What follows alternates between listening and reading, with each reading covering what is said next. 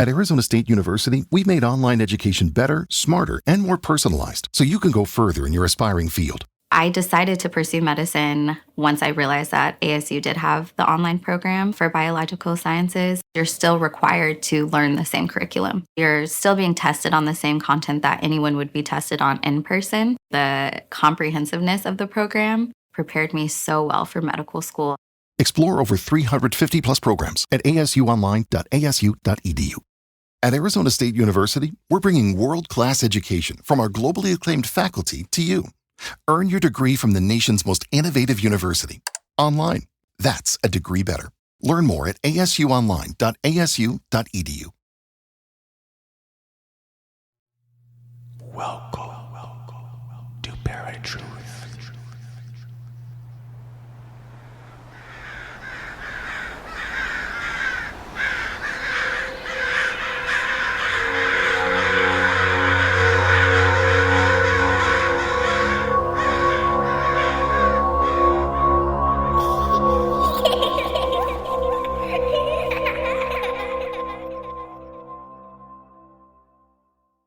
How's it going, Paratruthers? Welcome to a brand new episode of Paratruth Reborn. This is a pre-recorded show on 107.7 FM New Orleans and United Public Radio Network. My name is Justin. Eric is gone. He is on set and on a horror film, so I'm super excited for him. But tonight, I'm going to be bringing on Brian Byers. Brian and Jen Byers are national recognized psychic mediums and co-owners of Savannah Psychics, Mystic Apothecary, and Savannah Ghost Tours. Based in Savannah, Georgia, they've been voted best psychics 3 years in a row and are known for their powerful mediumship, compelling storytelling, and deep connection to the spirit world. Featured on AMC's You Are Here with Colman Domingo, Brian and Jen conduct séances, spiritual readings, and paranormal investigations that bridge the gap between history and the supernatural. Together, they bring heart, humor, and a grounded authenticity to every spiritual encounter. Now, unfortunately, Jen was not able to make it on, so I'm going to be just talking to Brian, and Brian is a very dear friend, so I'm looking forward to the conversation. I'm going to bring Brian in the conversation right now. Brian, welcome to Paratruth Reborn. How's it going, man? It's going fantastic, Justin. Good to see you. And yeah, I feel like welcome back almost, but it's been a long. How are you? Awesome. We are doing so well with the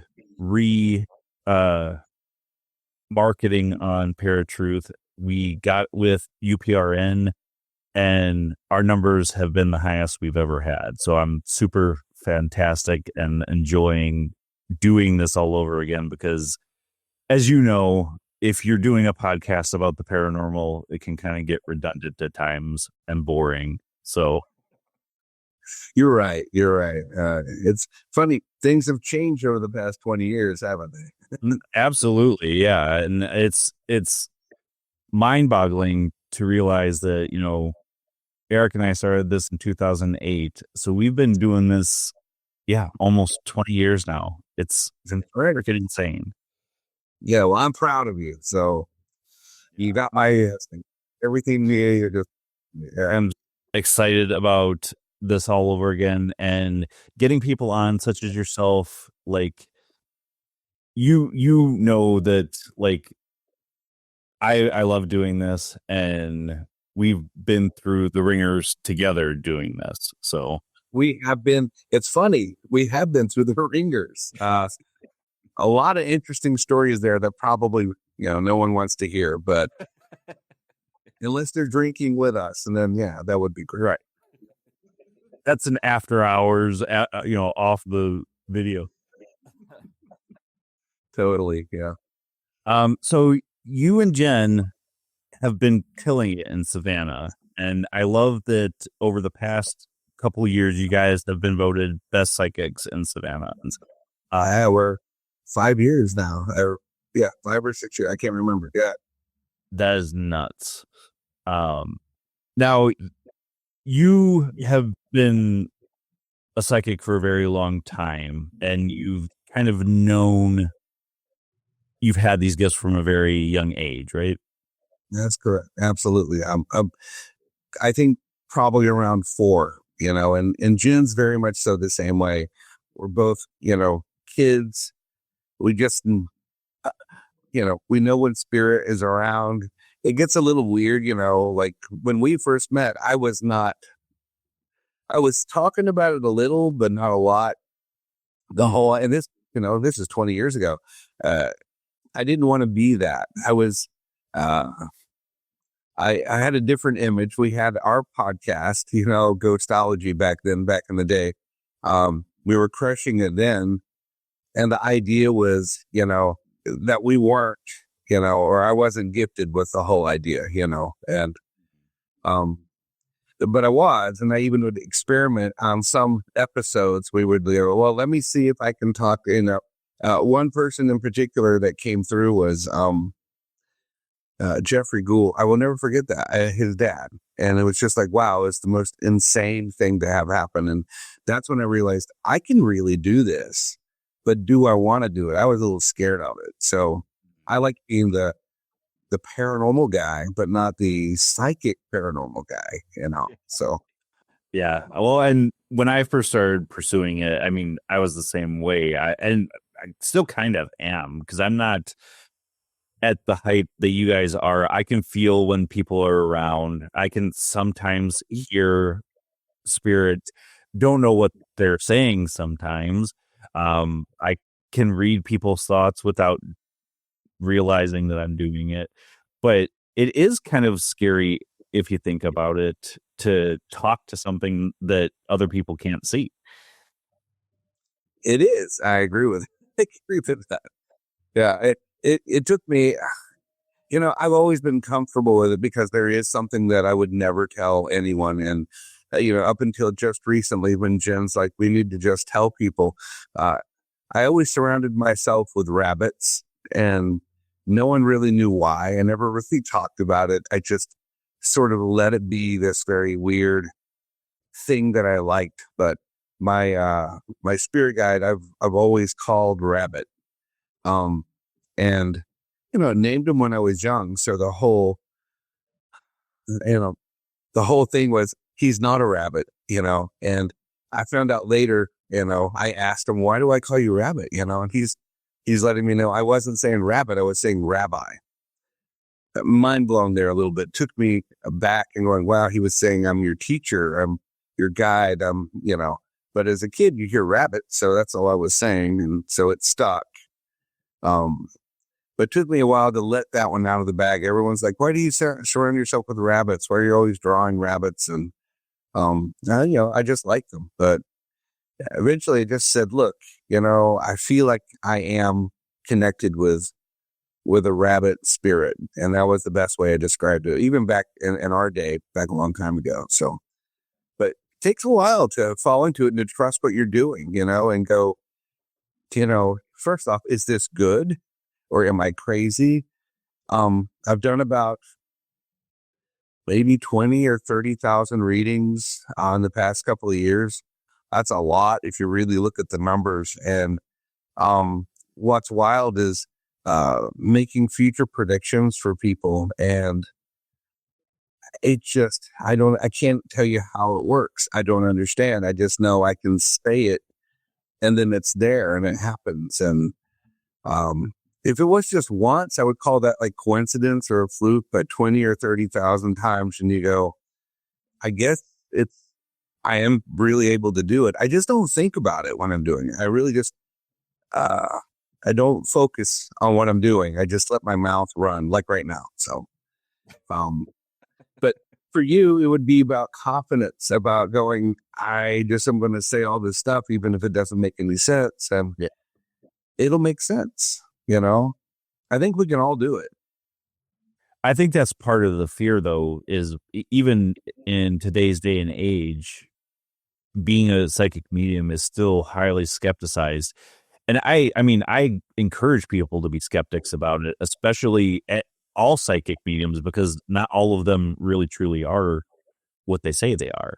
I agree. Oh, I totally agree with that. I like to go get readings with people, and I've only had a few people I've had readings with where I go, wow, they nailed it, and I can tell you, Rick Hayes, one of my number ones, he's amazing, very good at what he does. Scotty Rorick, I know a lot of people know him, and Tiffany Johnson. Holy cow, man! I was gonna bring her up, yeah, because I had one from her too. She's great. It's just like you go, well, there are some people out there, but all the other people I've had readings with, which are a lot. Like I'm like, you're just, it's like they're going, one day you're going to wake up, one day you're going to eat something. Yes, that's so true. Give me something weird that I can put on my calendar, So I like when people say, August, this is happening. You go, okay, that is great, Now, for you and Jen, do you guys complement each other as a couple being both psychic mediums? So first, let me say, wish she was here. She's not feeling good.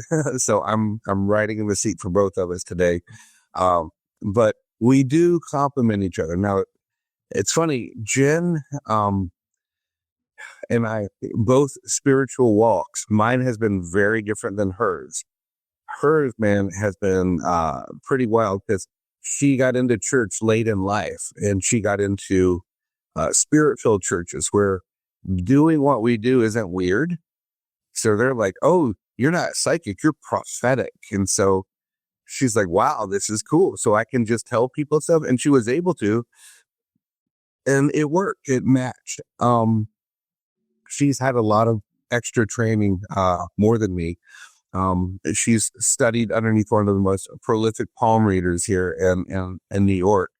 And so she's learned her gift in palm, which isn't just looking at the lines here. It's interpreting them, because it's going to be it's going to be different for everybody.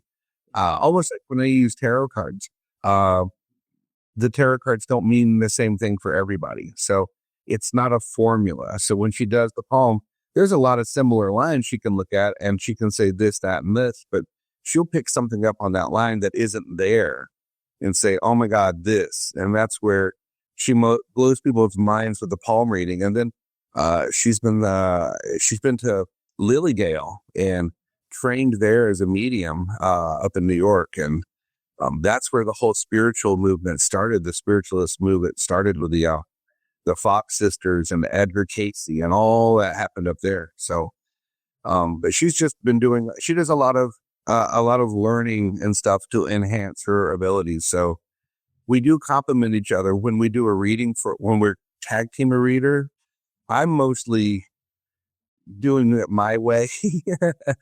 But she'll start it, and it's fun because she'll start with her palm. And as she's talking, if I need to jump in, I'll jump in and go, and this is going to happen because of that. And so it's kind of fun to see us working in tandem. We're even thinking about offering that as a style.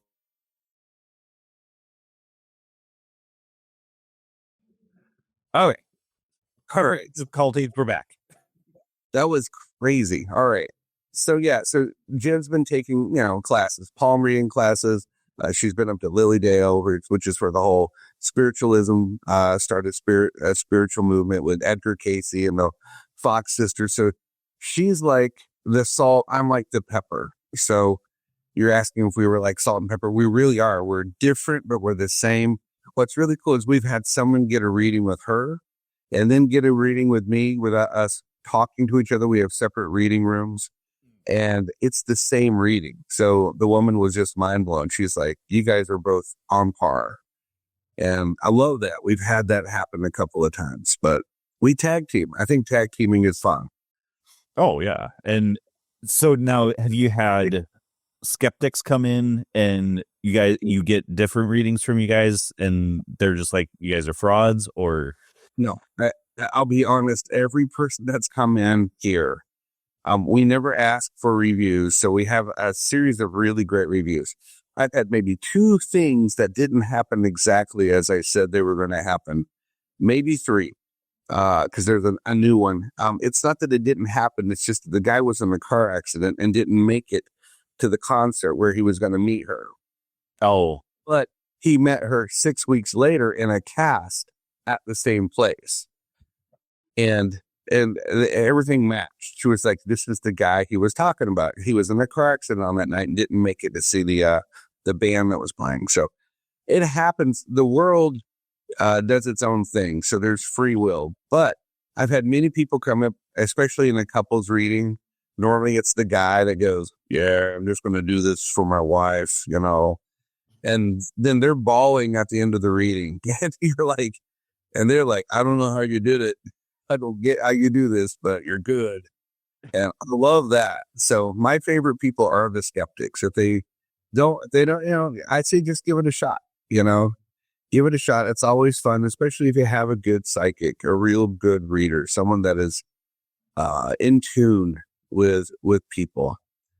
I think that's the problem. There's a lot of people that can read tarot and say that they're psychic, and they're not, you know. I mean, tarot is sort of a formula. That's why I don't use it the right way. I use it my way, and it works better. And Jen's the same way. She doesn't use it the right way.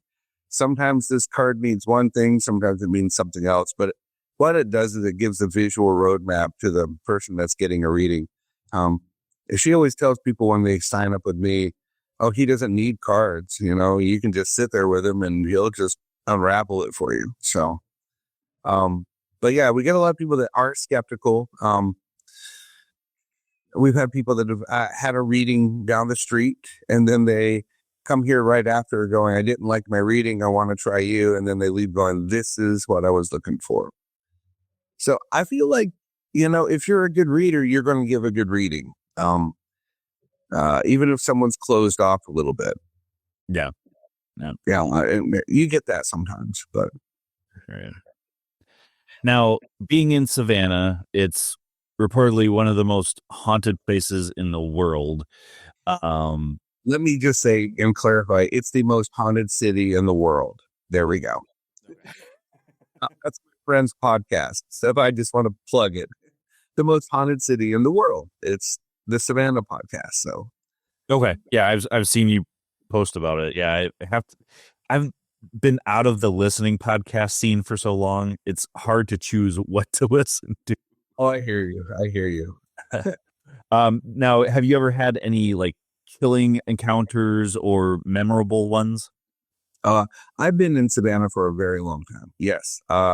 Even before I met you, I was started in Savannah. So I was here way before, you know, everyone came to Savannah doing this whole thing. So there weren't ghost tours when I was here in the 80s. Okay. But I've had my louder experiences in the 80s. So I've had so many very wild things happen. But on a psychic level, even back then, I was able to try and discern, was this a human spirit or was it a non-human spiritual being, you know? And so, some really wild things happened in front of people. And they were like, you know, well, we're not drinking. That really just happened. And it has been pretty mind-blowing. Recently, I was up in the old distillery here in Savannah, and they let me go up there. And I've got video. It was on the news. And the people that run the tour, the Savannah Ghost Tours, the trolley, they use my clip from that news thing. They milk it. So everyone knows the guy with the hat and the beard. So I'm sitting in this room and I feel this energy come up in front of me. And I'm like, I can see you. And right when I say that, there's a chair behind me that it just moves sideways. But it's pitch black. So I hear it. I just don't know what happened. I'm like, that sounded wild. When I turned back around, my chair moved forward. And so they were showing their strengths as a spiritual being, what they were capable of. They could move things, thinking it would scare me. And then I let them know that doesn't bother me. You know, it really show me something, you know, like very Zach Bagans, you know, show me something and I'll react. But they never touched me. I've never had anything touch me or harm me. So I have a hard time when people go, oh, I was bitten, I was scratched. I'm like, maybe, you know, I still have a hard time with that concept because I've not seen anyone really do that. At least I've never experienced it. It doesn't mean it does not happen. I just have a harder time understanding why didn't that one show off and touch me? Instead, it moved things around, Right. But there's a lot of that in Savannah. There's a lot of weird things that even in our building upstairs right now in this room, I have one spirit right over here hanging out. He's been up here since we moved here 4 years ago. Oh, So his name, he goes by Moses. I know who he is. I know his entire story now. We've had séances here where he's come through, but he likes when I do stuff. He just hangs out and listens. So I think he's a little nosy, wants to see what's going on. Yeah, he's like, oh, I want to hear your dirt. Let's find that. So when I'm doing readings in this is my reading room. Yeah, he'll pop in, and I'm like, dude, I see you, Moses. I know you're here, man, but we're not talking to you right now. So it's funny. He just knows I said that. Like he just reacted. It's just very funny. So Savannah's got a lot of that. Now, a lot of people have a negative connotation when it comes to seances. For those out there that are not educated about what seances are or how they work, can you tell us a little bit about how you guys do seances? Sure. Our focus is to raise the devil so that we can take over the world. Oh, so sorry, that's a horrible joke. That's awful. No. So, the word séance is a French word. It means to sit for an extended period of time. So séance means to sit for a long time. And so what we do is we sit and we open up the room. We're not trying to connect with, dark spiritual beings. We're not doing any of that. What we're asking is there anyone that would like to talk with us? And we're willing to listen. And so what we're doing is we are allowing spirits that have crossed over to come in and participate. For them, it's like therapy. They got a lot on their mind, a lot of stuff they haven't had a chance to talk to with people here, especially when it's loved ones, because we get a lot of loved ones that come in. But what we do is we sit, we close off the room so that there is no, we're not looking for any dark energy. We're only looking for people we like, people that are nice, that want to talk, that are, we've had a few moments where we've had to shut the seance down and start over or just leave it. We left it once because it was just too much. But the way it operates, Jen and I sit next to each other and we have everyone in the room kind of focus on someone that they'd like to come through. It doesn't mean that person will come through, but there's a higher chance, I've noticed. And during that time, we try to discern each spirit that does come into the room because they notice you're doing this. And they're like, well, we want to participate. And people don't change. So when we cross, we don't become ethereal and enlightened. I mean, we do a little bit. I call it rehab. We go through kind of a rehab. I think God's got it set up so you've got to deal with all your garbage first before you can step over. Right. But like we did a seance 6 months ago or whenever. It was a really good one. Like the people that were sitting there, we were getting names, very ridiculous, hard to know names. One guy's name was Texas, Oklahoma. I said it in that order. And they were like, that's our grandfather. I'm like, that's who's here then. And they're like, that's his name. That was his name. You can't make that up. It's just that's what he said, Texas, Oklahoma. And then we got interrupted by a spirit that rushed in really hard with a lot of energy. And I was doing automatic writing. That's where you hold the pencil lightly and you just let the spirits move it and try and write with it. It's fascinating. There's two styles of that. There's one where people write what they're hearing. I don't do that one. I do the one because that would be easy. A lot of people wouldn't enjoy that. I could do that all day long. I might as well just say it. But when you're letting the pencil just lightly go back and forth, and then you feel it move and it makes a shape, and that shape is a letter, or and that becomes a word. It really is prolific. And the feeling of that, by the way, when you're doing that, and I like to have everyone try it. It's this icy electric feeling, like touching a battery or something. You can feel it in your hand. So they're actually trying to hold your hand and do something at the same time. But this guy rushed in and he just started scribbling all this crazy stuff. And I just remember, I didn't understand. I don't remember the word now. We have the papers. We gave it over to the Savannah Paranormal Museum. I think we did. We might have done that. But it was the word that came through was it was the night O.J. Simpson died, or the day O.J. Simpson died. And it was his first name. I forget what it is. It starts with an O. It's really a weird name. And the person at the table goes, that is O.J. Simpson. Why is he coming through? He's not dead. And I'm like, I don't know. That's what the guy wrote. So we started talking to him. We asked him, what do you see? And he says, nothing, darkness. So he's writing nothing, darkness. So all he saw was darkness. So we were like, why are we getting someone calling themselves, it's something like orthanol, I can't remember. And then he wrote a number. And we thought, well, maybe that's his jersey number. We'll go and we'll look it up after the seance. So after the seance was over, we closed it out. We looked up all the information and we found out the news he had died. We were like, holy crap. So he died on that same day. And then wrote all this stuff. And it wasn't his jersey number. That was his birthday. So no, it was the last two digits of his, I forget what it was, but we were like, there's just too much weirdness there. So when we went on TikTok, I follow a bunch of other mediums. They were posting the same thing. OJ came through and said he can't see. And I'm like, that's what I got. That's what we all got. We were all getting the same thing. It was a really wild, TikTok makes it easy to see in real time what everyone else is getting. Yeah. So it was wild. It was very cool. I made a lot of really cool medium friends on TikTok that night because we were like showing off our automatic writing and they were mind blown by that. And they were showing us they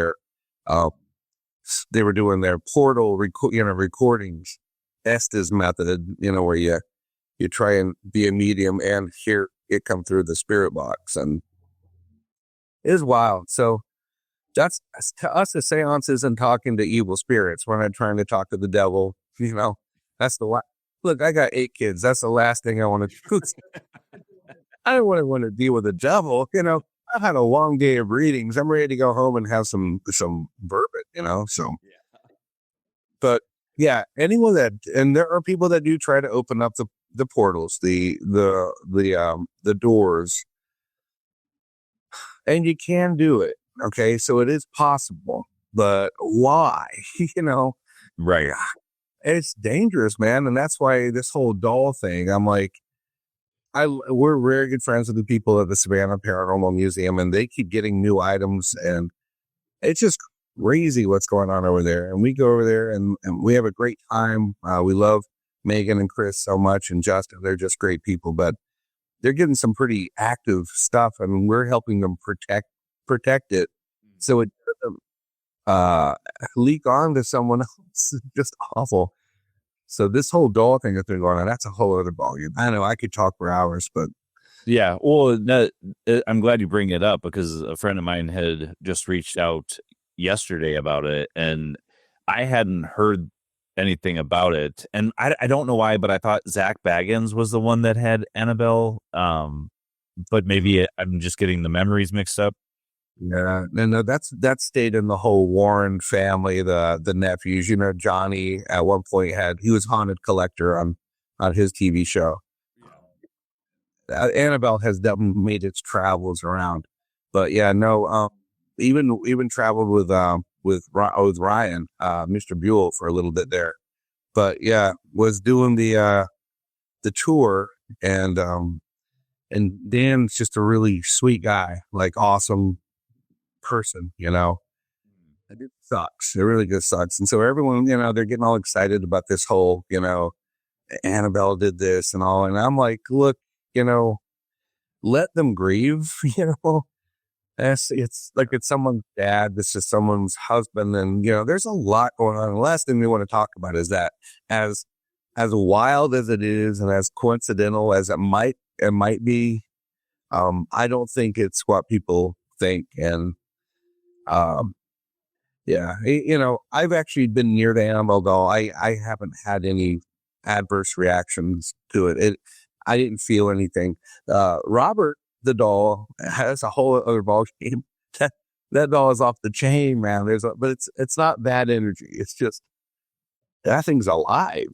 It's like a real being, a person. So I don't know what has happened with Robert. That is wild. But yeah, I just tell everyone to pray for Dan's family here, and his wife and his kids and close family and people that he worked with. He loved what he did. So yeah, I mean, if he died doing what he loved, that's all you can ask for. Right? No, the guy was very happy person. Always helping people. You know what I mean? Like, almost like a therapist, encouraging people and stuff, he's got one of those spirits. So when you meet him, you're just like, oh man, I would be surprised if I did a seance, he would probably pop through, do his rounds. He might do that tonight. Who knows? I have no idea. I haven't heard or felt anything. But I haven't even been looking. I've been too busy. Yeah. No. Now, do you feel drained or just bogged down after a day of work doing this? I'll be very honest. Yes. I at first no. Okay. Cause it's exciting in the very beginning when you're, this is like 20 years ago, 15 years ago, delivering readings, you get all excited and you're like, and I could remember all my readings, I would do like 10 or 11 in a day and I would be excited. I could remember them all, and here I am, way years later, I did maybe 17 today. That's a lot. It is. I might remember one because it was a medium reading and we didn't get the person that we wanted to come through. And so sort of a disappointment there. I was like, God, I really want this person to have who they're looking for, but you can't conjure people. But that's the only reason why I remember that reading. It was a mom and a daughter. And I'm like, we're going to get this person. Well, it just didn't happen. And so, that's the problem with the medium reading. You can't really, can't guarantee anything right there. You're dealing with the other side. It's like a paranormal investigation. You can go to the Waverly Hills Sanatorium every night in a row, but 3 of them are active and the other 4, it's quiet. Yeah. So you can't really guarantee anything. Well, and I think that's where the reality ghost hunting shows have made people think, oh, you're always going to find activity. And it's not the case.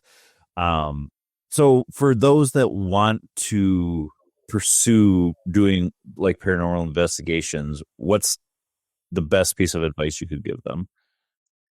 So that's a really good question. In the beginning, I always was about protecting myself, and I did it differently than a lot of people. A lot of people use smudging and stuff like that. Just help you feel like you're being protected. So it puts you in that frame of mind. So I say protection in any location. And it's not because something's going to attach itself to you. It's that you're dealing with a lot on the other side. There's not just human spirits. Okay. So we got all these names for them. We call them all sorts of things, you got poltergeists, you got shadow people. You go down the list. Oh, this one is intelligent, and this one is residual. But then you're dealing with the majority over there are going to be human spirits, and then you got like 20 or 30% that are other types of spiritual beings. And when I say that, they're different than we are, and they're not necessarily pleasant. And they like to mess with you on purpose. And the idea is they're trying to get into your head here a little bit, and they can bring you down from the inside. And so protection is key here, to walk in with confidence and to know if things start to feel a little heavy for you, walk out. I've seen too many people pass out. Christopher Moon's mom, we were doing an investigation. She passed out, filming in the room. And right there in that little kitchen area, I will never forget it, man. I wasn't there quick enough to catch her. But, yeah, when you start to feel it and it's not feeling well, the idea is to walk out. So, protect yourself with whatever means, whatever belief structure you have. The idea is you go in there with your mindset saying, it can't touch me. I am not going to let anything mess with my mind or my heart. And when that instance does happen, and I've had one very strong instance that was more of a possession. It was a possession. I'll just say that. You walk out, and I walked out because there's no way I'm going to go up against that. When there's somebody, a human being that has something inside, knowing way more about you than you need, very weird details that hurt your feelings. Like, holy crap, you walk out. So there's been moments I've walked out of just an energetic building before and gone, I can't do this. It's just, it doesn't feel right. One of them was, I believe, a serial killer, the home. And then we got one here in Savannah. I won't even bring it up because there's a family living there. We don't want them to have people coming back to pictures of their house. But they've got a very prolific problem. And I know they know it now. They've figured it out. You can't really get rid of it. They've had people try to exercise the house before in the past. They can't get rid of it. So, but yeah, protect yourself. The whole other thing is, and the other thing I'd say about, getting involved in paranormal investigations, you don't have to be part of a team. I know it's nice and it's structured and it's organized and there's ground rules and all this neat stuff that a team brings. But if you're just getting started, I'll say, hang out with different teams, learn the style that people do, but you don't have to do it in a team. It's good to do it in a group of people, but you don't have to join a club or anything like that or a society. Really, you want to learn what works best for you. Some people don't like to do certain things. Some people like to do others. I'm a big fan of bringing the spiritual people in, the psychics, the mediums. Let's see if we're all getting the same thing, And we always have one person that is the protector. So they're saying prayers over us while we're doing our thing, So it's kind of a cool concept, but it works. It's beautiful. Yeah, the one thing I do remember from doing investigations is we went into a bowling alley. They call it Ghost Alley. It's in Cleveland, Ohio. And the group, there's a couple of groups there, and the group that we were doing it with had a medium already go through before we got there. I got there, some I was feeling, and they're like, holy crap, you said the exact same thing the other psychic said. So it was validation for me that I knew what it was. I knew what I was talking about. And that's the other thing. You just mentioned a really good point. Have a medium go through first and say, there's activity here, there's activity here, there's activity here. Then you guys go in and do your thing. Yeah. And that's what I used to do for the TV shows. So they would have me go through certain locations alone and tell the cameraman where to put all the cameras. So that's a great thing to do also when investigating. Oh, yeah. But you got to have a good medium. You got to have someone like you or someone that's empathic that can feel, Mm. Now, if there was one thing that you could pinpoint about myths about psychics and paranormals or the paranormal world that you would love to debunk, what would it be? Oh, and then I would love to debunk, like, is it like a certain topic or a certain thing or a certain, because I'll tell you, I would love to, and it's a reverse, I think, of what you're asking, but I would love to be proven wrong, because the longest time I have said, probably since we've known each other, which is a long time, that I don't think you'll ever get photographic proof of a ghost or a spirit. You're not going to get that. And here's my explanation, and I'd love to be proven wrong. Okay. Yeah. Here's the light spectrum. So basically, we live in a world where our eyes see reflected light, right?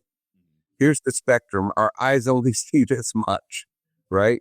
So we add UV to it. So now we've got UV, and we've got a couple of other, IR and a couple of other spectrums, but there's still this giant, vast array of light that is here that we don't even know how to see it yet. We don't know how to calibrate our lenses, our diaphragms. And I think if there are spirits moving around, they have a form. If they can move something, if they can touch you, which happens a lot, then they have a form. Even if it's for a moment, they manifest for a moment and then they aren't here. I don't know how that works, but they must reflect light. But we have to know what material they're made out of. And we don't know what material it is. So we don't know what light to be looking at. So I've said for a long time, you're never going to get it on camera, not an actual spirit. And I know there's a lot of great photographs out there and I love them. One of my favorites, it's the Amityville photograph of the boy's face and who he might be. And the story all adds up. It really does. I just don't know. We have one in Savannah a lot like it, a photo a lot like that. And I just don't know if that's really a spirit because it's being captured in regular light. Now, I want to be proven wrong, and I'm a big fan. I used to have people email me back during the whole ghostology days, email me all your photos and I'll go through it and I'll try and debunk it. I love that. But I've yet to see one where I go, that is real. I just don't know if we're ever going to get it until we can figure out what light we're working with. No, I mean, that's a good answer because that's a very good point. And something that we're still seeing today where people want to believe. So they're making mundane photographic anomalies seem like you're capturing a ghost. Like one example is Eric had sent me a picture of somebody had posted it in a group. And it was a full-bodied woman. The only problem was like her one leg was missing because I think she was like moving way too fast and it was getting a little dark. But people wanted to say, "Oh, look, I caught a spirit," and I'm like, "No, like." I know it's hard, isn't it? Because you want it, really. We got there was a hospital up in near the Waverly. Actually, they knocked it all down a long time ago, called the Paris, and the Paris hospital we got to go through before they knocked it down, and we got this using IR. We got this amazing child's face in the middle of this big open area, like a giant mess hall or kitchen, at the hospital, and you could see it, and it was just clear as day. That is a face. That is amazing. And when we saw it, we were out in the parking lot. We ran back in to recreate it, put the camera back where it was, and it just took us a few seconds of messing around when we got that face back. And I'm like, there it is.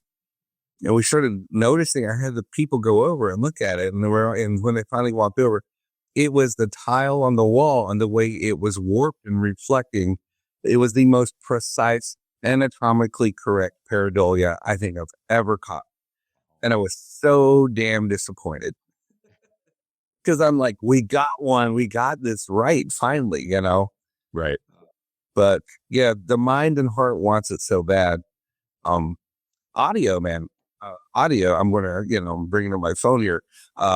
Audio is amazing. I don't know how that works, but I'll be doing readings and people record the readings. I tell them record the audio. And then they go home and they're listening to it and they hear their father's voice come through. So they clip those out, and send them to me. Go, look, this is my dad. And I'm like, that's wild. I don't know how that works. The whole EVP / disembodied voice concepts, because you don't hear them in the room, not vocally. And so I'm telling them your dad's saying this. And when I say it, it repeats the word, So the father said, whatever it was. And that's kind of a wild thing. So audio is another ball game. I think they're able to manipulate or make that work somehow. And I don't get that. And even the spirit boxes sometimes really work out amazing. Like, yeah, I know it's a broken radio. I know the whole story, but when we look at it, there's some things that shouldn't be happening and they just do. And is it just a lot of coincidence or pareidolia to the ear? I don't know. But when it corroborates and matches what I'm saying, so that's why I like having equipment nearby while I'm doing a reading or whatever. And it both happens. I say there's someone in the room and 3K 2 meters light up, bright. That's wild. I can't tell you if that's legit or not, but it seems to happen a lot. So it's pretty fantastic, Well, you brought up Chris Moon, and I think one of the most fascinating things to me is the telephone to the dead that he was using for a very long time. I know that he had kind of stepped away from it for a while, because he wanted to do more psychic readings himself over using the piece of equipment. But we went, myself and a former girlfriend of mine went to your event, and he was there, and she was blown away that it sounded just like her uncle. And that is amazing. He's still there. You froze that for a second. Boy. That is amazing. So Frank Sumption, the designer of the telephone to the dead, or Frank's box, Chris had a great relationship with him, and there's a long story of how he even got involved. Really wild, because Chris didn't want to be part of that. He didn't know what he was stepping into until the box started calling his name and wanting to talk to him, and he was like, "What?" So Frank made him like 17 or 18 different versions of the box. And he just had a fire like a year or two ago, and I was scared about that. He lost almost all of his boxes. Wow. He's got a few that were out on loan at the time. So that's all he's got now. So they're gone, like the original. And whatever Frank did on the inside, I have no idea what he did to make them work. It's sad, but those things are I've got one in a pilot we shot with Chris that has a little TV screen. We got an image come through. That image is the same image of the painting of the woman that's on the wall. It was very mind blowing. Like, I'm just like, you just can't make that up, Right. But yeah, now Chris is great. Yeah. And he's been doing a lot of psychic work without the boxes. But yeah, we're thinking of having an event, having everyone just come down to Savannah. I mean, let's get the old band back together. Yeah, get the old school folk. Well, funny you should say that, because I had done a podcast with a friend of mine. He does a show called My First Car, and I brought up, I've been doing this since 2008, and he's like, "Oh, you're one of the OGs of podcasting," and I'm like, I guess you are. You really are. It's funny. I've said that to the people before. Yeah, I started I think it was 2006 or something when we started our first podcast, and I'm like, that's when podcasting kind of became a thing. So yeah. And they're like, "Wow, well, what happened?" I'm like, "We got picked up on terrestrial radio for CBS." So they're like, "How did you do that?" I don't remember. They just liked it. So that was insane, man, those days, because they didn't have content. And so that was the problem. And now lots of content, Yeah. Now it's kind of oversaturated, but it's way oversaturated. Yeah. But, with same thing with United Public Radio Network, we were able to submit to our manager, and she's like, "Yeah, absolutely." So now we're not on 2 but 3 radio networks, because I work on a radio station myself, so I brought my show to it. So that is amazing. And it does so much, not just credibility, but it brings that audience, people that didn't know you were even around. Now they're able to listen. And Yeah, I know Jen and I are wanting to do a podcast. We've been toying with that, as you know. So one day we might do some weird stuff. I don't know. Well, the one thing I know about you is you can always make it happen. So you will. It just like everything else, it never comes at the time that we want it to come. It has to come in its own due time. You're 100% on that. And like I said earlier today, this is my 5th lifetime that I'm in. I've done everything I've ever wanted. I've done all the stuff that people said, you know what it is? People say I can't do something and I'll do it. And it's, I was told you can't make a TV show. Well, I have many. And I was told you can't get on terrestrial radio with a podcast. And we did. I was told you can't make money doing animation. And so I done all the little, so I think I'm done. Check, please. Now I think I'm just going to sit here and be a psychic. And I don't mind doing that now. But a long time ago, I don't think I would have ever done that. I was too busy making video games, making TV shows, children's books, and all that stuff. And still working on the kids' books. I just wrote another one. I've got one called I Think We Got Ghosts. This one is going to be I already wrote it. I'm going to start the illustration soon. It's the cryptozoology version. So, yeah, it's called The Corner of My Eye. So we've got I Think We've Got Ghosts in the corner of my eye. The same kid is in both of them. So it's kind of cute because we talk about, cryptids. I find it fascinating that you do automatic writing and you're an amazing writer on top of that, just fictional. And well, you've done scripts as well. It just fascinates me. Well, I do have another book coming out. Yeah. So it's in edit mode right now. Stephen Radford, is genius author, is editing my book for me. And it's called In Their Own Words. And it's the true story of the Savannah spirits. So I went to every spot that is a location on all the ghost tours. And I actually spent time connecting with the spirits. So it's kind of fun that it's not my words now, it's their words. So I'm interpreting for them. And we got a lot of weird stories out of that. So that'll be available soon. But yeah, you're a great writer, man. So I'm going to say, I think it takes the type of people that can actually have the discipline to write a book to maintain and hold a very successful podcast. Because it's the same type of thing, storytelling. Yeah. Yep. And you got to edit this later and, get all the garbage out or whatever if you need to. And it's a lot of work that goes here and making sure it runs smoothly. So, yeah. And that's why I'm super thankful I was able to get the job that I have now, because it's way much more up my alley than working for the post office, which was what I was doing before. That's you.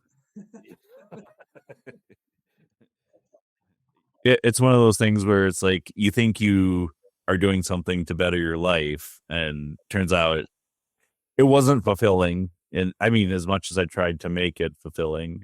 So getting people to do shows and help them start podcasts, it's a dream come true for me, for sure. I'm excited for you. Now, if you could give one message from the other side to listeners, and I was going to ask you this even without ChatGPT bringing it up, what would it be? Even without ChatGPT bringing it, that's awesome. Podcast I've been on that mentions good old chat. So I will tell you this. I'm going to share this. We might as well just go for it. There's a lot of weird happening around us right now. Mm-hmm. Okay. And I'm going to word it like this because this is coming from the other side. These are the messages, including Rabbit, who has been guiding me through this whole process, and Jen. It might seem like things are getting weird. We have already entered a new war, a war we've never done before. It's not going to feel like a war to start with. It will be one. So just watch how this goes. It gets a little weird. But what I need to say is, even though things seem like they're out of control, even though finances get a little weird here, and we're a little nervous about spending money or about living, and politics here. You're going to see the Constitution getting rewritten. This is already in play. You're going to see churches having to revamp their styles of teaching, because in 2027, everything's going to change. Like, this is a very big, weird change, and there will be more spiritual people experiencing very weird things, and so they'll be changing their belief systems. But the overall picture is, as crazy and as weird as this might feel like it's getting, we hit 2027 here, everything is gold. Everything is great. This is nothing to worry about. Live your life. Don't get wrapped up in the politics. Watch the politics. You got to pay attention to it. I'm treating it like a bubble. You got to watch what's happening from the outside. If you're in it and you're involved, you're missing everything. You have to look at it from far away and go, wow, this is so not me, you know? So there's a huge thing happening in the U.S. that our Constitution gets changed. There's another country where their bylaws are getting changed as well. It's important that I say it like that, because it's going to get really weird. But everything works out very good. We just got to get through 2026, and we got to hit most of 2027. So that's where all the weird stuff. And I want to say this out loud, because I know you've got a lot of viewers. I want to say it. If you wake up in the middle of the night and you feel like there was someone just in your room, or if you saw someone in your room for a brief moment, but you know you were purposely waking up, if someone actually, you believe, woke you up on purpose with intention, you're probably going to go through a very spiritual change. And that means you're going to start to see weird things that you didn't think were real. And I'm not talking about ghosts. I'm just going to talk about spiritual beings.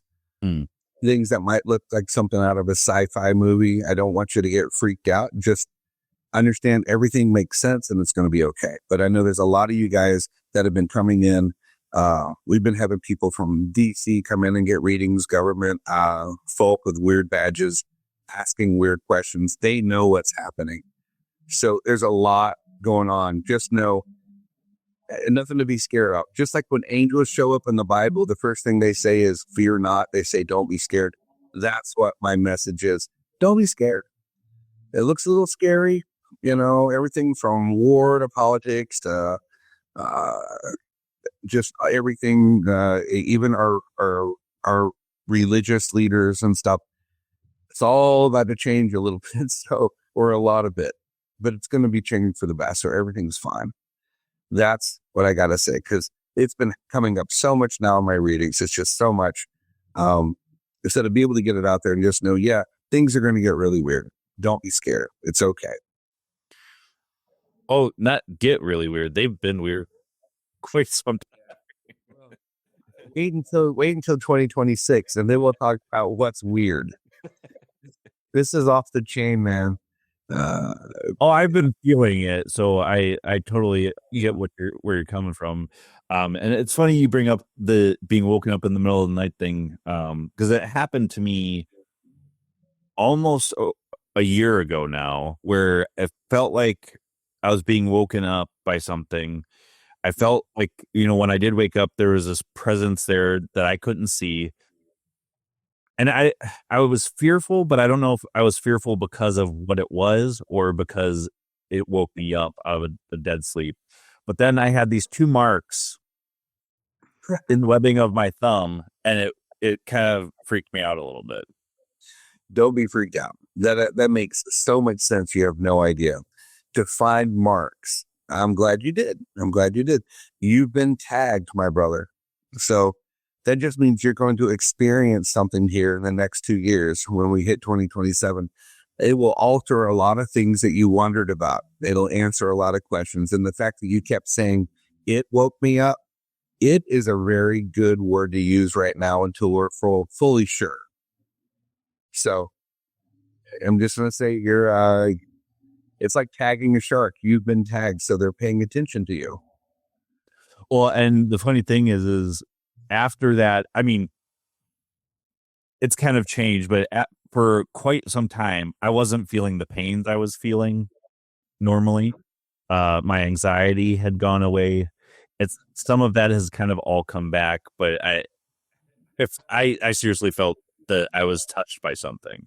So Yeah. Well, they will visit you again, and you will have the same relief again. And you may have a different set of marks, because that's the other thing. It won't be in the same spot. okay. But it's all good. They're taking care of business. Yeah, like I said, I don't feel I was scared by what it was. I think I was just scared because it woke me up and I could feel something or somebody there. Oh, that makes sense. But you're good. It's cool to hear that it's you, because I've been doing this, for the past 2 years.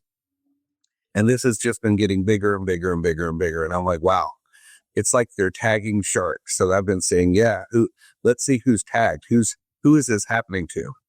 Right. So if it's to any of your listeners, I would say, let me know over, we got a TikTok, Savannah Psychics. I would love just send me a message or drop me a line or on our Instagram, whatever. Just, I'd love to see, get a number, how many people that are listening are experiencing that, because that's fascinating. Yeah. So I encourage anybody to reach out to Bryan, or if you want to shoot Paratruth a message, I can get it to Bryan as well. But with that being said, we are close to the end of the show. So I want to give you the chance to tell everybody where they can find you, get readings, all that good stuff. The mic's all yours. Oh, wonderful. Well, Savannah Psychics, that's one of our 3 businesses. Mystic Apothecary, which is our shop here on Broughton Street. Basically, I'm a big fan of TikTok. It's easy. It's video. I like video. I just make a quick video and share it and get it out there. And it sends it to my Instagram and sends it to my Facebook. So they're all Savannah Psychics. That would be the one I would say to follow. Now, if you want, if you're into herbs and oils and tinctures, oxymels, healing salve, there I am. I think I lost me first a little bit. Yeah. Okay. I'll just say the left. mysticapothecary.com. If you want to shop, we got our shop online. So it's very cool. Mostly just follow us on savannahpsychics.com. That would be great. Where I actually interact with you guys. And that is it. All right. Well, I'm going to put you in limbo for just a second so I can close out, but hang on for me. And Got it. All right, folks. Yeah, check out Savannah Psychics. I highly encourage you guys to check them out. I've seen them blowing up over the past few years, and it's amazing to see the work that they're doing. Make sure that you like, share, subscribe, no matter where you listen or watch.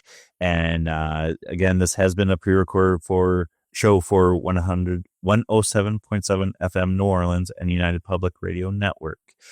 Check out all the great shows that are on there. It's amazing to see like-minded people come together. But until next week, folks, where you will find us same time, same channel. My name is Justin. Catch you guys later.